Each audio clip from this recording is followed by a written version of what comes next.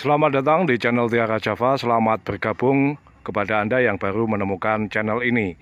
Hari ini 18 Maret 2023 sore pukul 16.38. Hujan baru saja reda. Tadi hujannya ada kalau 1 jam, sangat deras tapi tidak berangin. Nah, kita lihat paritnya langsung kering, asat begitu. Artinya kondisi tanah di sini cenderung berpasir dan mudah meresapkan air. Nah, ini akan saya lakukan penyepraian fungisida saja. Fungisida yang akan saya pakai berikut ini dan dosisnya akan saya sebutkan.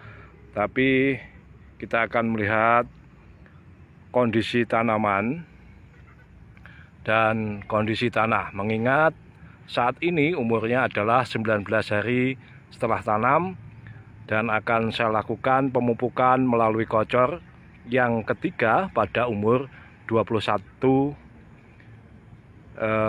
besok lusa.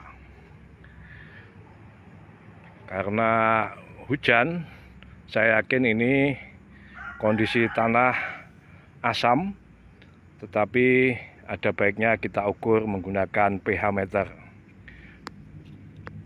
Jadi dalam video sebelumnya saya akan menaburkan dolomit, dibilang tebal dan saya bilang ngawur. Itu sesungguhnya ya nggak ngawur-ngawur amat lah, karena kalau musim hujan itu kondisi tanah pasti drop. Nah, sekarang saya akan coba buktikan bahwa ini pH tanah rasanya ya pasti drop begitu. Ini kita tancapkan sampai kuningnya itu terbenam seluruhnya begini, dan kita lihat pergerakan jarumnya.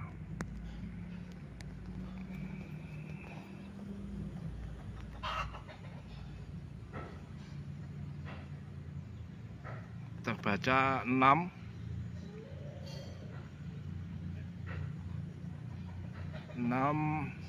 lebih sedikit.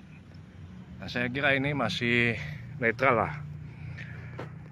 Dropnya tidak banyak karena normalnya dulu ketika tidak ada hujan 6,5 sampai 7. 6 ya. Dengan demikian ini sebelum pemupukan kemungkinan tidak akan saya taburi dolomit dulu.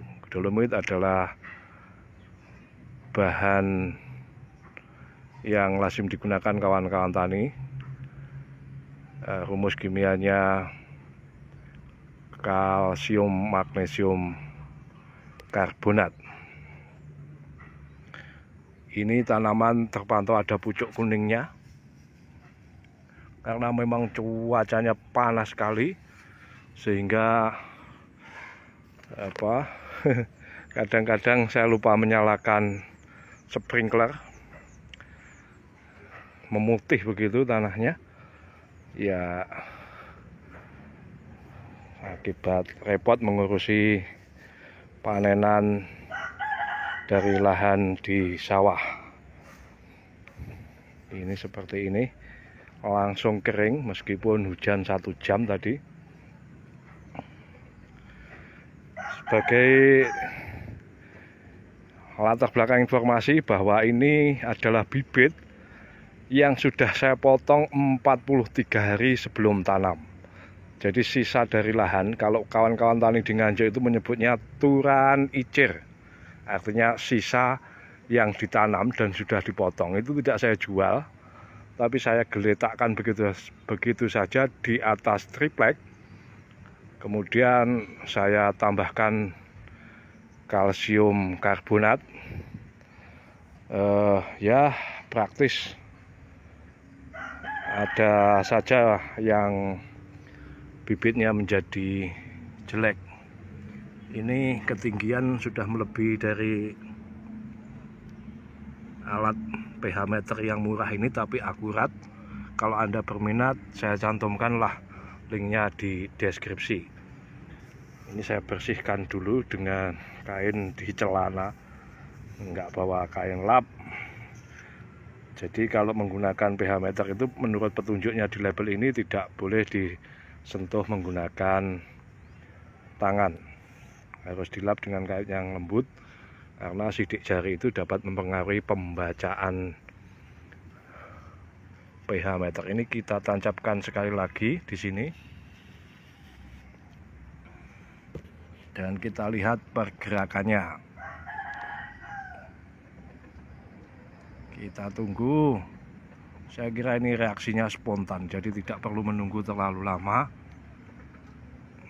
Ini sudah menunjuk angka hampir 6.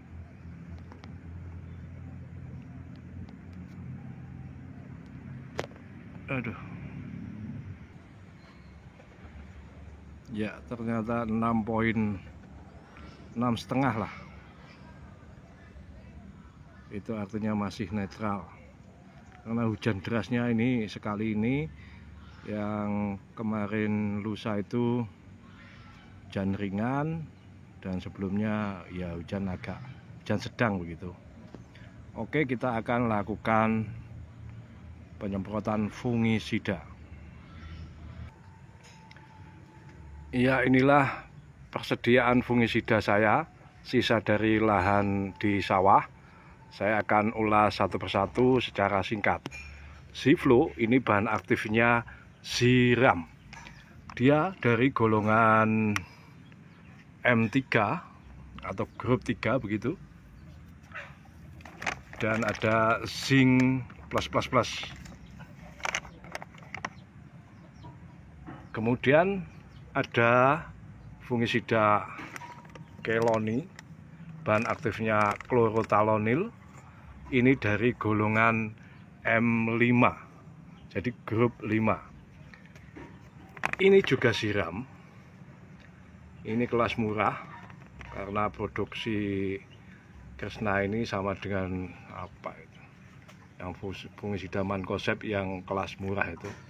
Ini Ziram, ini Ziram, karena memang saya rolling meskipun sesungguhnya grupnya ini M3 ya. Jadi kita tidak perlu mencampurkan fungisida yang bahan aktifnya sama, tetapi juga dari grup yang sama. Grup 3 selain Ziram itu ada Propinep, Mancozeb, kemudian Zineb. Itu fungisida yang bersifat non sistemik dari grup yang sama, sebaiknya tidak dicampur karena ya sia-sia, cara kerjanya sama begitu. Kalau ini memang dari grup yang berbeda, sehingga perlu sah-sah saja dicampur dengan fungisida lain yang tidak sejenis, tidak satu grup. Nah, ada lagi cadangan, ini sisa dari lahan Dense produk DGW. Ini bahan aktifnya metil tiofanat. Untuk bawang merah, ini dosis yang dianjurkan adalah 1-2 mili per liter. Kemudian terutama ditujukan untuk mengendalikan penyakit bercak ungu atau Alternaria pori. Ini akan saya pakai 15 ml per tangki 15 mili. Tangki saya 20 liter sih, tapi akan saya isi 15 liter karena di lahan ini tidak luas, sehingga 15 liter pun sudah mencukupi. Nah, untuk sore ini saya akan campurkan Siflo, bahan aktif Ziram, kemudian dengan Dense. Siflonya ini 4 sendok lah.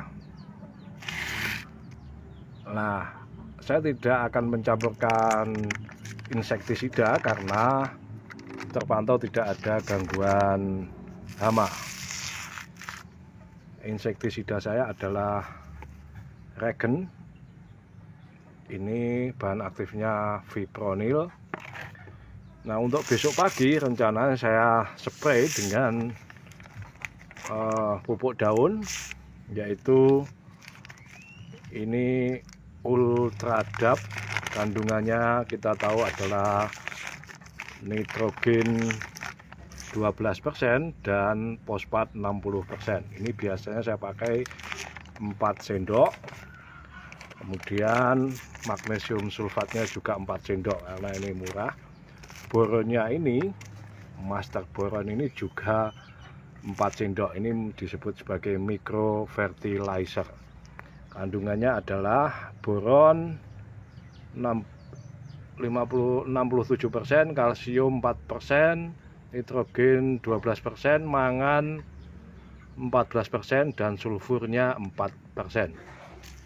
Micro fertilizer itu untuk besok pagi. Untuk sore ini saya sebutkan tadi, Sivlo-nya 4 sendok dan metil thiofanat dense ini 15 ml. Ini sudah sore, langsung saya akan campur dan aplikasikan. Kalau proses menyemprotnya ya biasa, saya memakai tangki yang di sebelah ini. Ini tangki saya yang sudah saya beli setahunan lalu. Sekarang kapasitas akinya semakin berkurang sehingga hanya cukup sekitar untuk 4 atau 5 tangki.